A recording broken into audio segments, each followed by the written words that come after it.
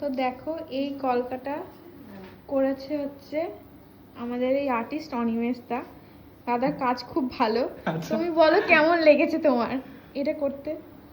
করতে তো অনেক খাটনি হয়েছে, কারণ আমি এমনিতে কলকায় একদম ভালো নয়। এখানে মুখ আঁকতে বলে আমি এখনো বলছি মুখ আঁকতে বলে আমি এঁকে দেবো, কিন্তু কলকা করাটা কি যে ডিফিকাল্ট বিষয়, মানে সে মানে করে বুঝতে পারছি। তো অল ক্রেডিটস টু ইউ, যে এত সুন্দর করে হ্যাঁ, বোঝানোর।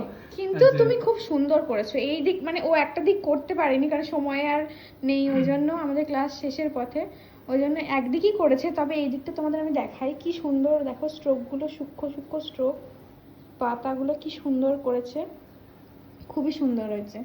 তোমার কেমন লাগছে বলো? আমার অসাধারণ লেগেছে, এমনিই তো হাতে জাদু আছে, হ্যাঁ সত্যি, মা সরস্বতী বসে আছে। একদমই। তুমি বলো তোমার তোমার ভালো লাগছে তো করে? করে তো খুব সুন্দর লাগছে। নতুন বৌমা এসছে, বৌমা বৌমার মুখে খুব সুন্দর মানাচ্ছে। যদি আমাকেও সাজিয়েছে, এই ইনি সাজিয়েছে হ্যাঁ আমাকে। হ্যাঁ হ্যাঁ, এই তো এই দুজনের উপর করেছে। প্রথমেই করেছি, যা হয়েছে এনার ক্রেডিট, সত্যি খুব সুন্দর বাকিটা করেছে। দর্শকরা বলবে। ঠিক আছে, চলো তোমাদের আরেকবার দেখিয়ে দিই সুন্দর করে।